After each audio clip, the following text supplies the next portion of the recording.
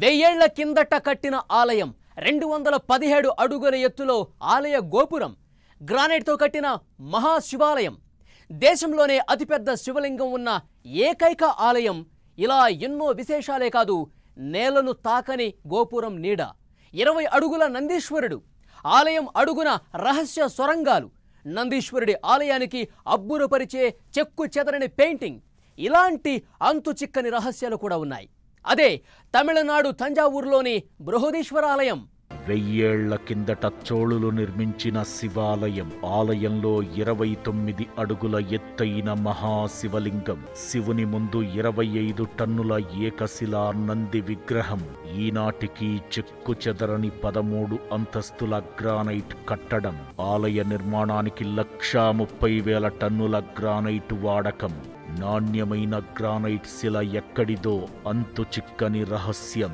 ఆలయ శిఖరంపై 80 టన్నుల బరువైన ఏకశిలా గోపురం సిమెంట్ ఉక్కు వాడకుండా కట్టిన భారీ శిల్ప వైభవం 1000 ఏళ్ల కిందటే అద్భుతమైన ఇంజనీరింగ్ నైపుణ్యం నేలను తాకని బృహదీశ్వరాలయ గోపురం విమానం నీడ ఆలయం కింద అబ్బురపరిచే సొరంగ మార్గాలు భారతదేశంలోనే అతిపెద్ద శివలింగం ఉన్న ఏకైక ఆలయం తమిళనాడు తంజావూరులోని బృహదీశ్వరాలయం 1010లో నిర్మించిన ఈ మహాశివాలయం ఇప్పటికీ చెక్కు చెదరలేదు రాజరాజ చోళుడు నిర్మించిన ఈ ఆలయం నిండా ఎన్నో విశేషాలు అంతకు మించిన వింతలు చాలానే ఉన్నాయి పూర్తిగా గ్రానైట్ రాయితో ఈ ఆలయాన్ని నిర్మించారు మనకు లభించే శిలలలో అత్యంత కఠినమైనది గ్రానైట్ శిల ఈ శిలపై అందమైన శిల్పాలు చెక్కడమంటే అసాధ్యమే కానీ 1000 ఏళ్ల కిందటే ఎలాంటి సాంకేతిక పరిజ్ఞానం లేని రోజుల్లోనే దాదాపు 1,30,000 టన్నుల గ్రానైట్ రాయి వినియోగించి ఈ ఆలయాన్ని అత్యంత సుందరంగా అడుగడుగునా జీవం ఉట్టిపడే శిల్పాలను చెక్కారు అప్పటి శిల్పులు మానవ నిర్మితమైన అద్భుతాల్లో మొదటి స్థానంలో ఉంటుంది ఈ బృహదీశ్వరాలయం అంతేకాదు ఆలయ నిర్మాణానికి ఎలాంటి సిమెంట్ డంగు సున్నం కూడా వాడలేదు ఎక్కడా ఇనుము వాడిన ఆనవాలు లేవు కానీ దాదాపు 1000 ఏళ్ల కిందట కట్టిన ఈ శివాలయం ఎన్నో భూకంపాలను వరదలను ఉత్పాతాలను పిడుగుల వర్షాన్ని చూసింది కానీ వణుకు బెణుకు లేకుండా అలా నిటారుగా 217 అడుగుల ఎత్తులో ఠీవీగా నిలుచుంది బృహదీశ్వరాలయ విమాన గోపురం రాజరాజ చోళుడు నిర్మించిన ఈ శివాలయంలో చాలా ప్రత్యేకతలు ఉన్నాయి శైవ మతాన్ని విస్తరింపజేసిన చోళులు భారీ శివాలయాలను దేశవ్యాప్తంగా తమ సామ్రాజ్యంలో నిర్మించారు అయితే తంజావూరులో నిర్మించిన ఆలయం భూగర్భంలో రహస్య సొరంగాలు ఉన్నాయి సుమారు 100కు పైగా సొరంగ మార్గాలు ఆలయం నుంచి వివిధ ప్రాంతాలకు ఉన్నాయి అయితే దీపావళి శివరాత్రి లాంటి పర్వదినాల్లో రాజులు రాణులు తమ అంతఃపురం నుంచి సొరంగ మార్గంలో ఆలయానికి వచ్చి స్వామివారిని దర్శించుకుని వెళ్లేవాళ్లని చెబుతారు అయితే ఇందులో కొన్ని సొరంగ మార్గాలను కావాలనే పజిల్లాగా నిర్మించారని ఎవరైనా ఈ మార్గంలో రాజు కోటలోకి ప్రవేశించాలని భావిస్తే మార్గం తెలియక అందులోనే చనిపోయేవారు ఇప్పటికీ ఆ సొరంగ మార్గాలు ఉన్న దారులు ఉన్నాయి అయితే ప్రస్తుతం వాటిని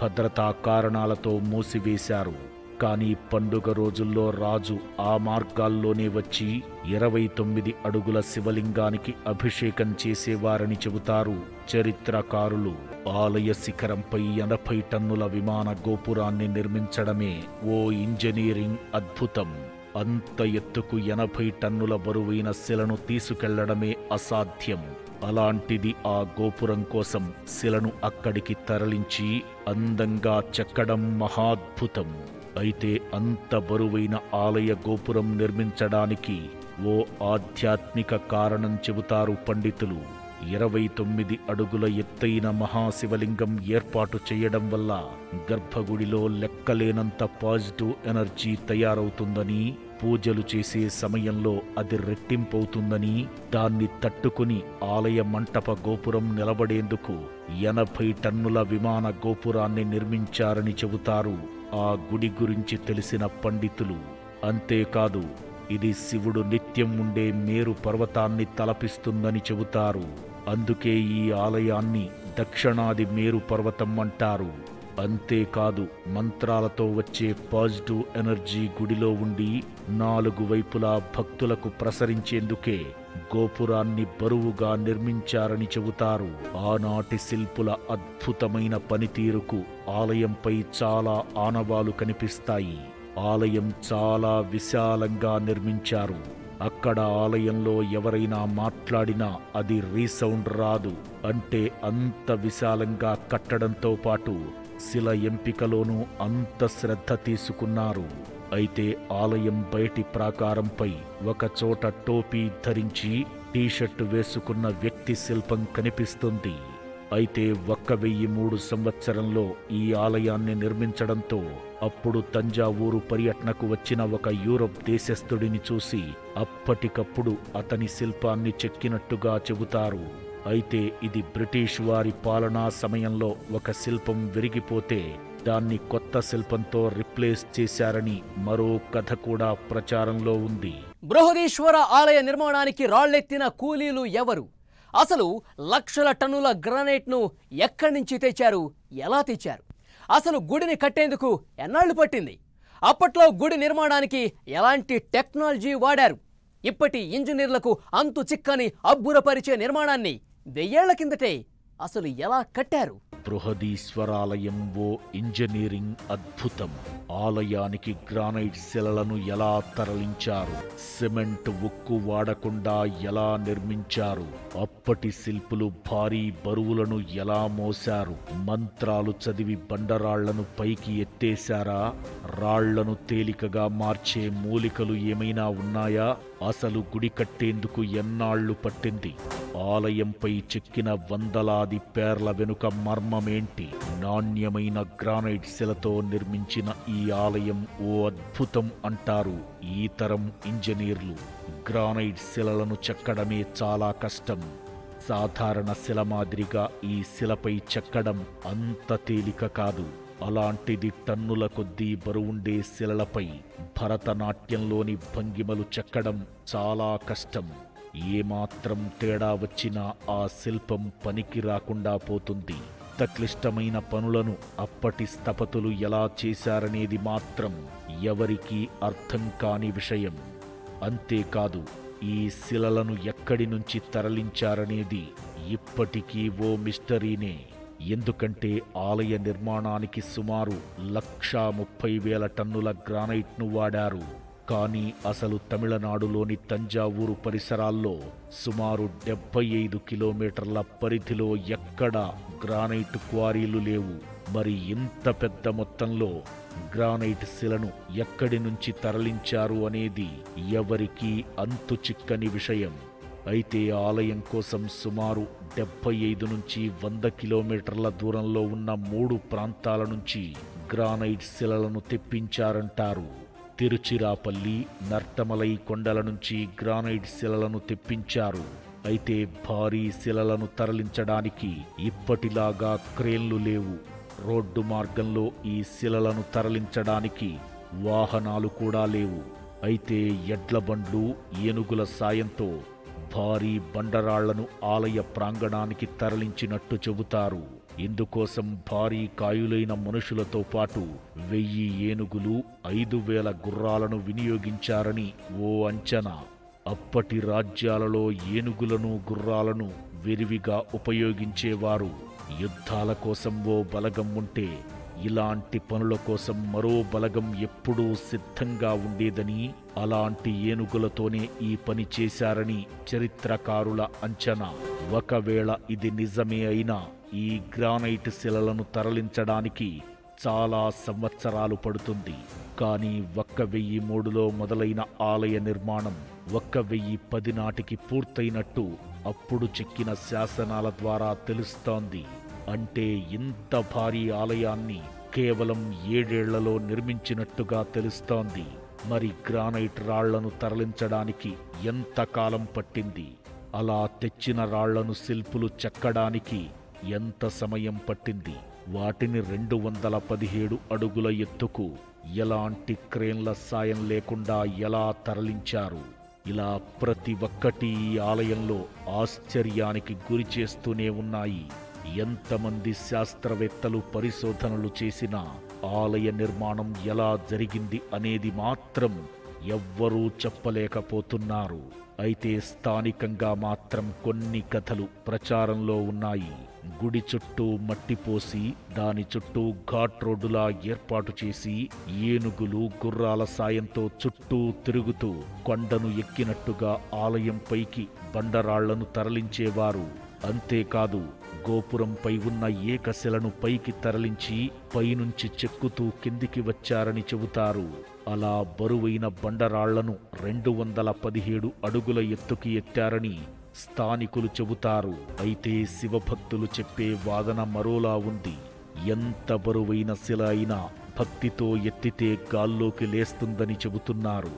అంతేకాదు, కొన్ని రకాల మంత్రాలు చదివితే మనిషి అమాంతం గాల్లోకి లేస్తాడని, అలాంటి మంత్రాలు చదివి బండరాళ్లను పైకి ఎత్తి ఉంటారని చెబుతున్నారు శివభక్తులు. ఈ వాదనకు శాస్త్రీయంగా ఎలాంటి ఆధారం లేకపోవడంతో ఇదంతా కట్టుకథ అనేవాళ్లు ఉన్నారు. అయితే అప్పట్లోనే ఏదో సాంకేతిక పరిజ్ఞానంతోనే ఈ శిల్పాలను చెక్కిన తరువాత పైకి ఎత్తారనేది మాత్రం వాస్తవం. ఇక శిల్పాలను చెక్కిన తరువాత వాటిని ఎలాంటి సిమెంట్, ఉక్కు కూడా వాడకుండా అత్యంత నైపుణ్యంతో అమర్చారు. ఆనాటి ఇంజనీర్ల ప్రతిభ ఈ తరాన్ని అబ్బురపరుస్తోంది. సాంకేతిక పరిజ్ఞానం లేని రోజుల్లోనే అంత పెద్ద ఆలయాన్ని కేవలం 7 ఏళ్లలో ఎలా కట్టారనేది మాత్రం ఇప్పటికీ అంతు చిక్కని రహస్యంగానే ఉంది. తంజావూరులోని బృహదీశ్వరాలయానికి, వేములవాడలోని రాజరాజేశ్వర స్వామి ఆలయానికి లింకుందా? తెలంగాణలో బతుకమ్మ వేడుకలకు, చోళరాజుల దాడులకు ఏదైనా సంబంధం ఉందా? తెలంగాణ దేవుడిని తంజావూరుకు ఎవరు తరలించారు? అసలు ఆ కథేంటి? తంజావూరులో బృహదీశ్వరాలయం. బృహదీశ్వరాలయానికి మరో పేరు రాజరాజేశ్వరాలయం. బృహదీశ్వరుడికి వేములవాడ రాజన్నకు లింకు. వేములవాడ ఆలయంపై చోళరాజుల దాడి. రాజరాజ చోళుడు పరమ శివభక్తుడు. ఆలయంలో శివలింగం తీసుకెళ్లిన రాజరాజ చోళుడు బృహదీశ్వరుడి భార్యే బృహదీశ్వరమ్మ. బృహదీశ్వరమ్మే బతుకమ్మగా మారిందని కథలు. తమిళనాడులో యునెస్కో వారసత్వ సంపదగా గుర్తించిన తంజావూరు దేవాలయానికి తెలంగాణలోని బతుకమ్మకు సంబంధాలున్నాయంటున్నారు చరిత్రకారులు. తెలంగాణలోని వేములవాడలో రాజరాజేశ్వరాలయం ఉంది. 2వ అరికేసరి క్రీస్తు శకం 930 నుంచి 955లో వేయించిన శాసనంలో ఈ దేవాలయం ప్రస్తావన ఉంది. అంటే అప్పటికే రాజేశ్వరాలయం చాలా ప్రసిద్ధమైనది. ఈ వేములవాడ ప్రాంతాన్ని 973 ప్రాంతంలో రాష్ట్రకూటుల సామంతరాజైన 2వ తైలపదేవుడు చాళుక్య రాజ్యాన్ని స్థాపించి పరిపాలన చేశాడు. అయినా సరే ఈ వేములవాడ చాళుక్య రాజులు రాష్ట్రకూటులకు సామంతులుగానే ఉన్నారు. ఆ సమయంలోనే చోళులకు, రాష్ట్రకూటులకు మధ్య యుద్ధం వస్తే వేములవాడను పాలిస్తున్న కళ్యాణి చాళుక్యులు కూడా రాష్ట్రకూటుల పక్షం వహించి చోళులతో యుద్ధం చేశారు. చోళులకు, రాష్ట్రకూటులకు మధ్య జరిగిన యుద్ధంలో చోళులు విజయం సాధించారు. వేములవాడ ఆ విధంగా రాజేంద్ర చోళుని అధీనంలోకి వెళ్లిపోయింది. వేములవాడను ఆక్రమించిన రాజేంద్ర చోళుడు ఆలయాన్ని మాత్రం ధ్వంసం చెయ్యలేదు. తంజావూరును పాలించిన రాజరాజ చోళుడి కుమారుడే రాజేంద్ర చోళుడు. తండ్రి రాజరాజ చోళుడు శివభక్తుడు కావడంతో వేములవాడలో ఉన్న మూలవిరాట్టుగా ఉన్న భారీ శివలింగాన్ని తరలించి తన తండ్రికి బహుమతిగా ఇచ్చాడని చరిత్రకారులు చెబుతున్నారు.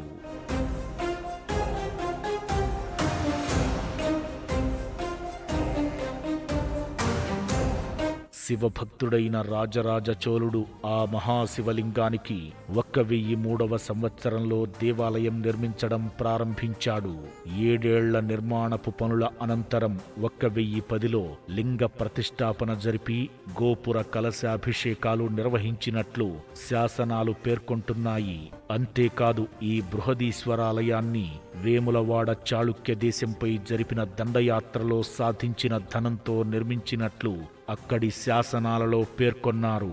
వేములవాడ భీమన్న గుడిలోని శివలింగం, బృహదీశ్వరాలయంలోని శివలింగం ఒకేలా ఉండటాన్ని గమనించవచ్చు అంటున్నారు చరిత్రకారులు. తంజావూరులో గొప్ప దేవాలయాన్ని కట్టుకుని దోచుకెళ్లిన గొప్ప శివలింగాన్ని ప్రతిష్ఠించుకుని చోళులు సంతోషపడుతుంటే ఇక్కడ వేములవాడలో చాళుక్యులు తమ దైవాన్ని తీసుకెళ్లారని బాధపడ్డారట. శివలింగం తరలించడంతో శివుని భార్య గౌరీదేవి ఒంటరిగా మారిందని బాధపడ్డారు. ఆమె బాధను పంచుకుంటూ ఓదారుస్తూ పాడిన పాటలే బతుకమ్మ పాటలయ్యాయని చెబుతారు. బృహదీశ్వరమ్మే కాలక్రమంలో బతుకమ్మగా మారిందని చెబుతారు. అందుకే బతుకమ్మ పాటలలో గౌరమ్మ కథ కూడా ఉంటుంది. రంగురంగుల పూలను అందంగా శివలింగాకారంలో ఎత్తుగా పేర్చి ఆ శివలింగాకారంపై పసుపు ముద్దతో చేసిన గౌరీదేవిని ఉంచడాన్ని ఇప్పటికీ మనం ఆచారంగా చూస్తున్నాం. బతుకమ్మను 9 రోజుల పాటు పూజించి చివరి రోజు బృహదీశ్వరుణ్ణి కలుసుకోమంటూ నిమజ్జనం చేస్తారు. ఈ సందర్భంగా పాడే పాటలలో చోళరాజుల ప్రస్తావన ఉంటుంది. అలా వేములవాడలోని శివుడు తంజావూరు వెళ్లి అక్కడ బృహదీశ్వరుడిగా పూజలు అందుకుంటున్నాడనే కథ స్థానికంగా బాగా ప్రచారంలో ఉంది. మరొక ఇంట్రెస్టింగ్ టాపిక్ తో నెక్స్ట్ వీక్ కలుద్దాం. Keep watching 10 TV.